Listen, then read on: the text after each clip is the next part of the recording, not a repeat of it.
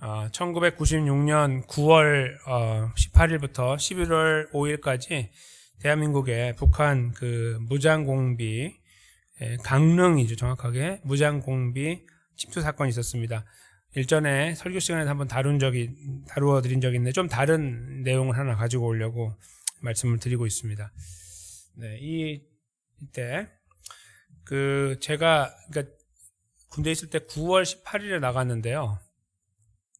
9월 18일 아침 새벽에 훈련을 하고 있었어요. 저희는 훈련을 되게 많이 하는 부대였는데 훈련을 이렇게 하고 있는데 그래서 이제 한 2-3시간 지나면 들어가서 자겠구나 이러고 있는데 무전이 왔어요. 그래서 중대장이 무전을 받더니 큰일 났다 이러면서 다 철수다. 그래서 부대로 들어가니까 이제 짐 싸라고 그래서 짐 쌌더니 그 소대원들에게는 손톱을 자르라고 그러더라고요. 손톱 자르고 머리카락 몇 개 뽑아갖고 이렇게 조그마한 데 넣으라고 그러더라고요. 그래서 이제 이름 써놓고 만약에 죽으면은 나가서 전사하면 이거 부모님께 보내드린다면 갑자기 분위기가 울음바다 죽음바다였어요. 완전히. 그래서 이게 무슨 일입니까? 막 난리가 났는데 저는 또 울 수가 없잖아요. 그래서 지도자니까 그래서 얘들아 힘내자 이렇게 하면서 그렇게 했던 시간을 다 지루하고 이제 출동을 했어요. 근데 아무리 지나도 안 끝나는 거예요. 그래 뭐 아시다시피 그때 상황이 아시는 분은 아시겠지만 되게 답답했는데 저희가 어디로 갔냐면은 이제 대관령 아시죠? 대관령에 갔어요. 그러니까 부대가 많이 출동했는데 대관령으로 넘어갈 것 같다. 이제 무장공비들이 다 죽었는데 2명이 남았는데 이 친구들이 그 능선을 타고 갈 것 같다. 북한으로. 그런 이야기가 전해졌어. 첩보가 나와서 그게 다 가짜였는데 이제 한국 분대 아직 정신이 없으니까 이제 무조건 올라간 거예요. 어쩔 줄 모르니까. 그래서 대관령에 이렇게 쫙 펼쳐가지고 땅을 파고 매복을 했어요. 매복을 이렇게 하는데 얼마나 힘들었는지 몰라요. 물도 제대로 없고 그러니까 한 4-5일 거의 일주일 정도 이제 뭐 얼굴이 막 시커매졌어요. 이게 이렇게 위장을 해서 그런 게 아니고 세수를 못 하니까 아무도 못 하니까 다 시커멓고 막 이런 상태로 있었고 제가 수염이 금방 자라는 편인데 거기 딱 있으니까 이렇게 자랐어요. 수염이 이렇게. 그래가지고 그런 가운데 계속 기도하면서 하나님 빨리 끝나게 해주세요 이러고 있는데 연락이 왔어요. 저기 이제 본부에서 저기 내려오라는 거예요. 그러니까 10월 1일에 제가 진급을 하는 거예요. 제가 이제 소위로 거기 갔는데 너 중위 이제 진급하니까 내려오라는 거예요. 지금 여기 전쟁터인데 여기는 막 다 힘들어갖고 있는데 그래서 내려가기 싫은 거야. 무슨 진급이냐고 필요 없다고 지금 이러다가 죽을지도 모르는데 막 이러고 있는데 명령이니까 내려갔어요. 내려갔는데 수염 이러고 가니까 내려가니 너 이게 뭐냐고 막 이러면서 위에서 세수도 안 하면서 화가 막 이렇게 났는데 참고 빨리 가서 수염 깎으라 그래서 옆에 가서 물 해가지고 비누에 대충 이렇게 깎았어요. 막 듬성듬성 나게 깎았어요. 이렇게 대충 깎았어요. 기분 나빠갖고 깎은 다음에 들어갔더니 대대장이 딱 서 있더라고요. 그래서 거기서 이제 진급 신고를 했어요. 이게 무슨 의미가 있을까 생각하면서 진급 신고를 했어요. 그런 다음에 이제 중위 계급장을 달고 딱 나왔는데 제가 내려간다고 그랬더니 소대원들이 소대장님 축하드립니다 막 이렇게 말하는데 그 다른 말로 하면 이거예요. 오실 때 맛있는 거 사오세요 이런 말이에요. 그래서 제가 이제 산 위에서 쭉 내려왔다가 이렇게 올라가기 때문에 내려와서 이제 그 대대본부에 가면은 무슨 깡통 같은 거 하나 갖다 놓고 거기가 이제 PX였어요. PX 조그만 굉장히 작은 그 컨테이너 박스에 제가 알고 있던 친구가 거기서 있는데 아주 편하게 있더라고요. 우리는 죽어가고 있는데 이 친구는 얼굴도 반짝반짝하고 앉아갖고 오셨냐고 막 이러는데 한 대 때리고 싶더라고요.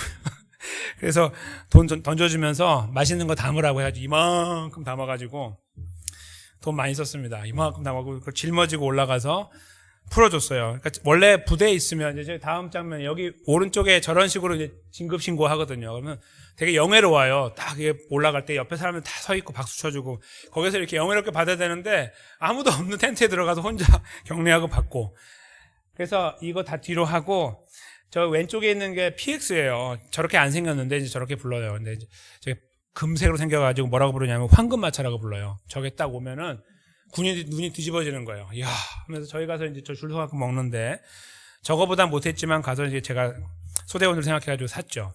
그리고 딱 올라갔더니 마치 일 갔다 돌아오는 아버지 기다리는 것처럼 분대장들이 쫙 서가지고 나눠주고 오히려 제가 격려를 해주고 제가 축하한다고 말도 들었지만 그렇게 했던 시간도 있었습니다. 그렇게 이제 그 시간을 보내고 한참 있다가 이제 작전이 끝났는데 제가 그 아까 말씀드린 것처럼 그 사람들 거기 내려가서 보니까 완전히 다른 세상인 거예요. 위에는 진짜 언제 죽을 줄 모르거든요. 언제 일 넘어올 줄 모르기 때문에 막 눈이 시뻘개져가지고 그 밤을 막 새고 막 두세 시간밖에 못 자고 이렇게 있어야 되는 거예요. 그런데 내려갔더니 다 얼굴이 뽀얗고 뭐 이렇게 아무렇지도 않은 짓이 생활하고 있어가지고 그렇게 기분이 나쁜 거예요. 왜 이렇게 불공평하지? 군대가 이렇게 한 거예요. 거기도 그래도 우리처럼 좀 고생 같이 하면서 있어야 좀 올라와야 되는 거 아닌가? 막 이런 생각들도 했었어요. 그런데 이제 아시는 분 아시지만 이게 마지막에 끝날 때요. 어떻게 됐냐면 그 무장공비 2명을 잡았는데 저희 군에 많은 사람이 죽었어요.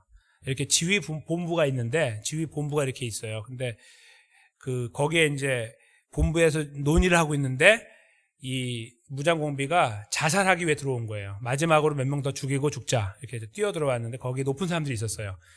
그래서 거기서 몇 명이 이제 전사하게 되는데 그렇게 되는 와중에 이제 막 특공대가 모여가지고 막 그 총알 세례를 퍼부어가지고 간신히 잡았어요.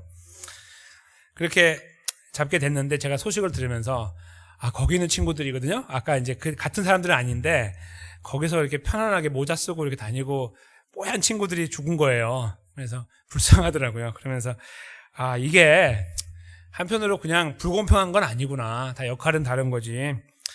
그런 생각을 해보게 됐어요. 근데 저희가 이제 이 군대를 제가 예를 들어서 말씀드린 건데 다 역할이 다르지만 그 역할을 안 하면 큰일 나잖아요. 그렇죠? 거기에 있는 그 본부에 있는 사람들이 사실 놀고 있는 건 아니고 거기서 해야 될 역할들이 되게 많아요. 책상에 앉아 있는 것처럼 보이나 여러 가지 급하게 막 일들을 하고 있는 거죠. 근데 그 역할이 있고 어떤 역할은 저 위에 올라가서 수염도 못 갖고 시커매가지고 냄새 나는데 거기서 이렇게 역할을 해야 되는 사람이 있는 거잖아요. 서로 자기가 있는 위치에서는 상대방이 더 좋아 보일 수도 있어요. 그리고 불공평하다고 말할 수도 있고. 그렇지만 사실은 그 두 역할, 여러 가지 역할들이 하나가 돼가지고 군대가 역할을 하는 거고 결국은 작전을 수행하고 완료하는 것이 아닌가 생각합니다. 그렇죠? 그런 의미에서 이 군대 이야기뿐만 아니라 저희가 살아가면서 가정 안에서도 부부 간에도 그렇죠? 설거지 문제도 생길 수 있고 예를 들어 청소하는 문제도 생길 수 있고 돈 버는 문제도 생길 수 있고 여러 가지 문제가 있는데 그런 것들이 우리를 힘들게 할 수도 있고 왜 나만이라는 어떤 그러한 우리만의 불평이 나올 수가 있습니다. 그렇죠? 근데 더 나아가서 교회 안에서도 그런 것들이 생길 수가 있는데 오늘 공교롭게도 하나님께서 이제 첫 번째 말씀을 통해서 저희들에게 굉장히 편하게 사는 한 그룹을 소개하면서 이걸 통해서 이스라엘을 복주기 원한다는 말씀을 주고 계십니다. 그것이 어떤 의미에서 저희들에게 의미가 있을까요? 한번 잠깐 들여다보려고 하는데 이스라엘은 총 몇 지파로 되어 있는지 이렇게 제가 질문을 드리면 다들 12지파라고 말씀하시죠. 근데 13지파로 구성되어 있어요. 12아들이 처음부터 지파로 구성된 게 아니라 애굽에 내려가서 200만 명으로 늘어난 다음에 나올 때 지파가 나누어진 거예요. 그러니까 그때 나올 때 보면 벌써 13개 지파로 처음부터 시작됐어요. 갑자기 바뀐 게 아니고. 왜 13개냐면 11번째 아들 요셉을 야곱이 더블로 복을 줬어요. 죽을 때까지도. 왜냐면 그 친구 때문에 살았으니까 다. 그래가지고 그 두 아들 므낫세하고 에브라임을 지파장으로 세운 거예요. 아버지가 세웠는데 어떻게 아들들이, 그리고 아들들은 다 요셉 때문에 살았으니까 은인이잖아요. 생명의 은인. 그러니까 아무 말 못하게 돼가지고 이제 그런 세팅으로 정리가 돼요. 그래서 13지파로 시작했어요. 처음부터. 그런데 오늘 이제 그 13지파에게 하나님께서 그 이제 오늘 본문 앞부분에 보면 어떤 말씀 하시냐면 20살 이상으로 전쟁에 나갈 수 있는 사람 뽑으라고 하는 거예요. 지파마다. 남자들로. 이제 그 숫자를 줄이겠다는 거죠. 하나님께서. 정확하게는 이제 그 세금처럼 내는 반세계를 받기 위한 거예요. 이제 성전의 세금 같은 건데. 그래서 나중에 좀 복잡한 설명들이 있어요. 근데 그걸 저희가 지금 다 다룰 수가 없으므로 일단은 20세 이상으로 사람을 추렸어요. 근데 20세 이상으로 추렸는데 여기 생각하시는 분은 아시겠지만 왜 몇 살 이하 이렇게 안 했을까요? 20세 이상은 맞는데 왜 몇 살 이하는 안 했을까요? 거기에 표현이 뭐라고 되어 있냐면 20세 이상으로 싸움에 나갈 수 있는 사람이라고 되어 있어요. 즉 어떤 사람은 60세, 어떤 사람은 70세가 돼도 당시에 몸이 건강해 싸울 수 있는 거예요. 그런 사람은 거기에 포함되는 겁니다. 어떤 사람은 젊은 나이인데 몸이 불편해요. 여러 가지로. 그러면 거기 해당이 안 되는 거예요.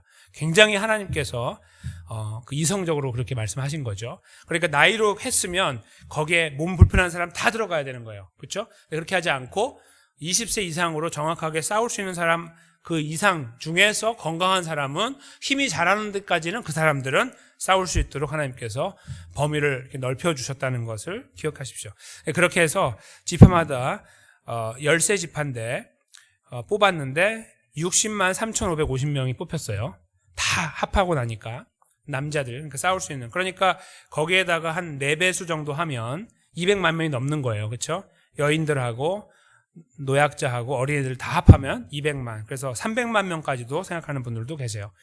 근데 60만 3,550명을 뽑을 때 하나님께서 미리 말씀하신 것이 있어요. 너네 13개인데 12개만 해라. 한 개는 빼자. 그렇게 말씀하셨어요. 그 지파가 오늘 이제 나오는 거예요. 레위 지파죠. 레위 지파를 뽑아내시면서 너희는 예외다. 너희 그런 거 할 필요 없다. 싸울 필요 없다. 그런 말이에요. 전쟁할 필요 없다. 전쟁이 나면 60만 명이 나가는데 이 친구들은 안 나가도 되는 거예요. 그러니까 벌써 여기서부터 불공평이 생기는 거죠. 이렇게 격이 딱 생기고. 그렇게 하나님께서 만들어 놓으셨어요. 근데 그 이유가 이제 오늘 본문에 나오는 거예요. 왜 그렇게 했냐면, 이제 성경으로만 여기 스크린이 없기 때문에 말씀드리면, 50절에 이제 시작되는데, 거기 넣지 말라고 하시면서 쭉 앞에는 그런 말씀하시면서 그들이 하는 역할이 있기 때문이다 이거예요. 내가 따로 새로운 역할, 다른 역할을 맡기려고 하는데 증거막, 이것은 성막이라고도 말할 수 있는 증거막과 그 모든 기구와 그 모든 부속품을 관리하게 하겠다 그거예요. 아이 그거 뭐 짊어지고 다니는 거고 뭐 별것도 아니고 전쟁 나면 사실 아무것도 할 거 없고 거기 주위에 맹맹 돌다가 그냥 쉬고 먹고 뭐 이런 거 하는 것처럼 보여요. 여하튼 그걸 관리하겠다라고 하시는 것이 하나님의 뜻이었는데 조금 더 읽어보겠습니다. 그들은 그 장막과 그 모든 기구를 운반하며 거기서 봉사하며 장막 사면에 진을 쳐라. 그러니까 이 성막이 생기면 성막의 주변으로 가장 가까이에서 텐트를 쳐가지고 사는 거예요. 그 사람들이. 그러니까 그러고 나서 동서남북으로 나눠지는데 그쪽으로 진을 쳐가지고 이렇게 그 사방으로 퍼지게 그렇게 이제 진을 구성하도록 그렇게 만들었어요. 그게 이제 하나님의 계획이셨거든요. 근데 가장 가까이에 주변 사방으로 둘려서 텐트를 쳐서 살게 되는 사람들이 바로 레위 지파였어요. 그렇게 하나님께서 말씀하시고 움직일 때 다 걷고 다시 가져가서 다시 치고 하는 그 모든 일들을 그들이 하게 하신 겁니다. 그리고 거기서 봉사하는 것까지 다 쓰레기 버리고 이런 거 있잖아요. 제사 끝나고 나면 이런 것들까지 다 담당하는 사람들로 그 제사장을 서포트하는 사람들로 이제 그 역할을 하도록 하신 거예요. 거기 52절은 장막을 운반할 때가 나오죠. 운반할 때는 레위인이 그것을 걷고 장막을 세울 때에는 레위인이 그것을 해라. 그러니까 이거 무겁겠네 하고 누가 도우면 안 돼요. 그럼 어떻게 돼요? 죽어요. 건들기만 해도. 그러니까 성막에 있는 거는 레위인이 아닌 사람은 건들면 죽는 거죠. 그렇게 하나님께서 아예 딱 분명하게 못을 박아 놓으셨어요. 그런데 이제 그 다음 절 53절에 이것이 매우 불공평해 보이는데 전쟁해야 되는 사람과 그렇지 않은 사람이니까 이거에 대한 하나님의 말씀이 이래요. 레위인은 증거막 사면에 진을 쳐서 이스라엘 자손의 회중에게 진노가 임하지 않게 할 것이다. 여기에 이제 의미가 있는 거죠. 그러니까 레위인이 하는 역할이 거기 진을 쳐가지고요. 이렇게 예를 들어 성막에서 무슨 진노가 나오니까 그걸 몸으로 막는다? 그런 느낌이 들잖아요. 이렇게. 근데 그런 느낌이 아니라 그 안에서 하는 역할을 말하는 거예요. 성막이 잘 운영될 수 있도록 하는 역할, 그걸 함으로써 오는 진노를 막는다는 건데 왜 이런 말씀을 하셨을까요? 저희가 잘 아는 대로 저희가 살펴보기도 했지만 성막이 갖고 있는 기능은 죄를 사하는 것입니다. 그렇죠?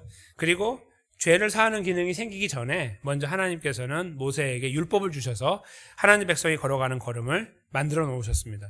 그런데 저희가 잘 아는 대로 그들은 그것을 걸어가는 것에 때로는 자기 약함 때문에 때로는 악함 때문에 그들이 무너지고 지키지 못했습니다. 그러니까 율법만 가지고 이스라엘 백성들은 며칠 견디지 못하는 거예요. 하나님 앞에서. 다 죽고 계속 죽는 거죠. 그러니까 결국은 시간이 지나면 300만 명, 400만 명 다 죽고 말 겁니다. 그렇죠?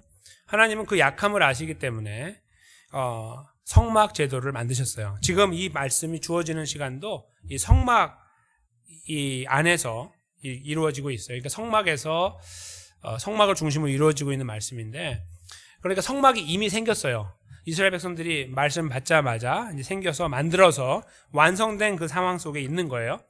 거기에서 죄를 지은 사람들은 짐승을 가지고 와서 대신 죽여서 자기 죄를 용서받는 거죠. 그걸 저희가 잘 아는 대로. 그래서 성막이라는 곳은 말씀이 나누어지고 선포되는 곳이라기보다는 죄를 사하는 곳이라는 의미가 더 강한 거예요. 그래서 두 가지를 주신 거죠. 말씀과 용서받을 길, 해야 되는 명령과 용서받을 수 있는 길을 동시에 주신 거예요. 그러니까 여기서 말씀이 바로 그겁니다. 왜 저주를 피하냐면 그들이 이 성막 주변에 텐트를 쳐가지고 거기서 나오는 저주를 몸으로 막아서가 아니고, 이 모든 일들이 잘 이루어지게 함으로써 거기에서 드려진 제사가 차질 없이 이루어질 수 있도록, 갑자기 쓰레기가 이렇게 쌓여가지고 더 이상 제사를 못 지키게 하면 안 되니까 빨리빨리 버려야 되고요. 짐 버리는 데다 밖에다가 그런 것들부터 해가지고 계속 뭔가 움직이면서 그 안에서 제사가 진행되는 것이 잘 이루어질수록 하는 거예요. 그러므로 하여 이스라엘 회중에 진노가 임하지 않게 하는 것을 담당했다는 겁니다. 그런 의미에서 레위인이 어떤 의미에서 격이 높아 보이고 나머지 12지파는 그냥 별거 아닌 것처럼 보일 수도 있으나, 지금 여기에서 이 일을 통해서 하나님께서 하시려고 하는 것은 공평하게 이스라엘 전체를 커버하고 싶은, 은혜로 커버하고 용서로 커버하고 덮으시려고 하는 하나님의 뜨거운 마음이 담겨 있으므로, 그런 차별을 나타내고 있는 것이 아닌 그들의 수고를 통해서 이스라엘이 보존될 수 있도록 하셨다는 것을 오히려 말씀하고 있음을 알게 된다는 겁니다. 이것은 모두를 위한 거다 하는 것을 알게 돼요. 그들의 수고를 통해서. 사실 이스라엘이 전쟁을 늘 하는 건 아니기 때문에, 그렇죠? 거의 이제 행진할 때 싸웠지 사실은 머물 때는 거의 싸움이 없으니까. 그러면 이 전쟁 나갈 준비를 하고 있는 사람들이 전쟁에 안 나가요. 그러니까 잘 생각해 보면 레위인만 정말 많이 수고하는 거예요. 그렇죠? 그런 형태가 되는 거예요. 나중에 이제 가나안에 들어갔을 때에 똑같이 했다면 레위인이 조금 더 편할 수 있어요. 약간은. 왜냐하면 나머지는 일을 하고 벌어들인 걸 갖고 와서 성전에 들여갖고 성소에 들여갖고 제사장과 레위인이 먹도록 했으니까요. 그러나 그것도 사실은 다 레위인이 그냥 놀고 먹고 있는 것이 아니라 굉장히 많이 힘들게 노력하면서 그 역할을 해 나갈 때에 서로가 다 이 함께 은혜를 나누고 하나님의 진노가 없게 하는 것을 가능하게 하는 것이죠. 근데 여기서 일단 아직까지는 광야에 있으나 그렇게 하나님께서 만들어 놓으셨다는 것을 이렇게 53절을 통해서 알게 되는 겁니다. 그리고 그렇게 행하게 되었다고 마지막 절이 말씀을 맺고 있습니다. 제가 서두에 말씀드린 것처럼 저희는 살다 보면 가정 안에서도 그렇고요. 가장 가까운 부부간의 관계나 아니면 자녀와 부모 관계 아니면 그 형제간의 관계 속에서도 이런 긴장들을 가질 때가 있습니다. 어느 순간에 굉장히 힘들고 어려운 시간들이 있을 때, 그것이 막 겹쳐오고 할 때 그렇게 만나는 경우가 있어요. 이민사회에서 더 많이 그런 것들을 저희가 또 보게 되는 것 같아요. 이제 심지어는 부모와 자녀 관계 안에서도 그렇고, 뭐 친지 간의 관계는 뭐 이루 말할 것도 없고요. 거기에서 내가 더 많이 수고했고 당신이 덜 수고했고 뭐 이런 것들이 이제 서로 긴장 관계를 형성하게 되고 이럴 수 있잖아요. 근데 그것이 교회로 고스란히 들어올 수 있습니다.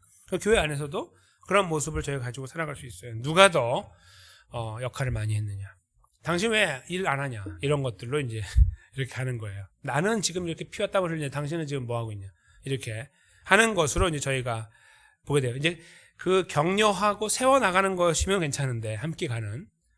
근데 마치 나는 괜찮은 사람이고 당신은 아니니 내가 하는 내 꾸중을 받으라 하는 어떤 이런 식의 심판의 어떤 그 잣대로 다가가는 경우가 생길 수가 있어요. 그런 경우를 저희가 이렇게 경험하실 수가 있습니다. 그렇죠? 쉬운 장로에게는 없지만. 그래서 그런 경우를 저희가 종종 보면은 마음이 아프고, 그렇죠? 좋은 의도를 할 수도 있으나 사실은 이제 방법적인 면에서 힘들 수가 있는데, 지금 여기가 바로 그런 그림을 딱 그려주고 있어요. 그런데 하나님은 역할을 다르게 하시나 그 역할 다른 것을 통해서 믿음 공동체를 세우고 계신다는 것을 오늘 본문에서 알려주고 계시는 거예요. 그걸 저희가 여기서 함께 이해하고 바라보고 마음에 새겼으면 좋겠습니다. 제가 이 말씀 이렇게 준비하면서 생각을 해봤을 때 예전에 이제 그 목사의 역할이 말씀을 맡았기 때문에 말씀을 전하는 역할을 함으로 이제 많은 분들이 제사장에 많이 비유를 했었어요. 근데 제가 이 말씀을 준비하면서 생각해 보면 사실 제사장이라는 역할은 당시에 특별한 사람들이 했으나 신약으로 넘어와서 예수님 안에서 저희 모두가 제사장으로 바뀌었잖아요. 그렇기 때문에 레위인에 가깝다는 생각을 해봤어요. 레위인. 오히려 제사장이 아니라 레위인. 그래서 무언가를 가리키는, 이렇게 어디를 자꾸 이렇게 손가락으로 가리키는 역할을 하는 존재, 자기가 아니고 그 가리키는 대상은 제사장이고, 당시에는 제사장을 통해서 죄가 용서받으니까요. 그런 역할을 하는 것이 아닐까 이제 생각을 해봤어요. 말씀을 가지고 가르치고 선포하고 격려하면서 말이죠. 그러나 그것은 그 역할을 하고 있으므로 높고 낮음을 말하는 것은 결코 아닙니다. 오늘 본문이 이것을 잘 지적해주고 있는 것이죠. 어떠한 경로를 통해서건 어떠한 말을 통해서건 가리키는 방향이 예수 그리스도께 집중되어 있으면 되는 거예요. 왜냐하면 성막은 예수님을 상징하기 때문입니다. 용서의 그 왕으로 오신 예수 그리스도가 바로 성막이시기 때문이에요. 성막의 그 모든 역할을 한 번에 이루셨기 때문이죠. 제사장의 역할도, 제물의 역할도, 그 건물의 역할까지 다 예수님께서 한 번에 이루셔서 우리를 위한 영원한 제사를 완성하셨기 때문이에요. 그래서 저희가 21세기를 살아가면서 예수님 만난 저희들이 이렇게 예배를 드릴 때마다, 말씀을 나눌 때마다 항상 예수님의 이름이 맴돌아야 됩니다. 예수님의 이름이 빠진 설교 아닙니다. 하나님의 이름이 빠진 설교 아닙니다. 성령님의 이름 빠진 거 설교 아니에요. 그거는 덕담이고 밖에 나가서 하면 되는 겁니다. 이게 하나님께 세우신 이 귀한 자리에서 그런 말 하면 안 돼요.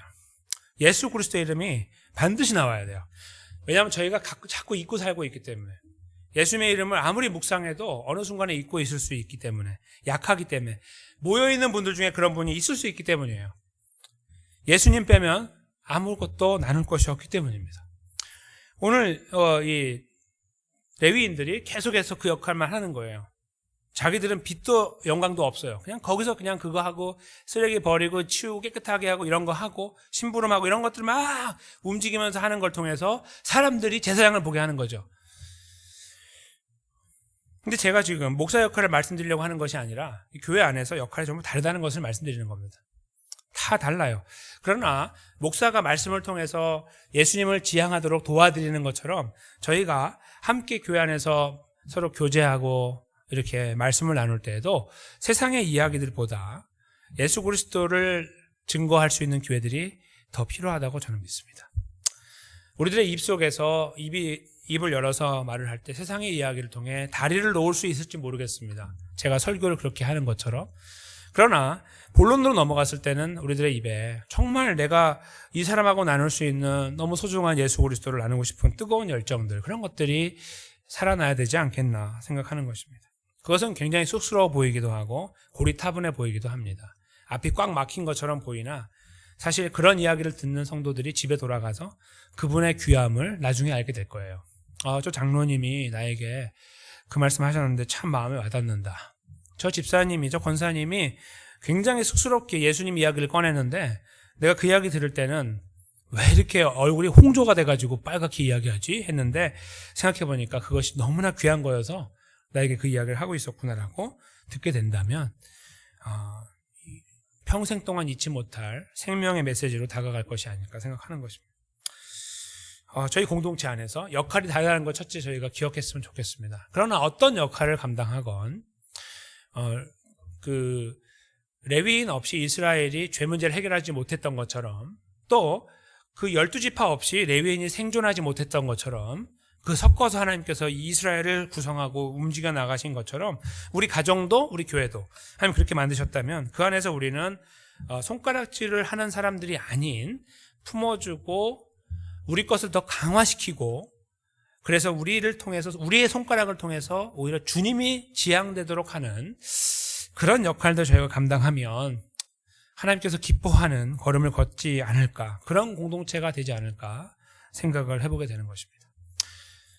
정말 힘들게 가정 속의 대화 속에서도 닭살이 아무리 돋아도 예수 그리스도가 너무 사랑스럽다, 너무 감사하다라는 이야기가 나눠질 수 있다면 저는 정말 자랑스러운 가정이 될 거라고 생각해요.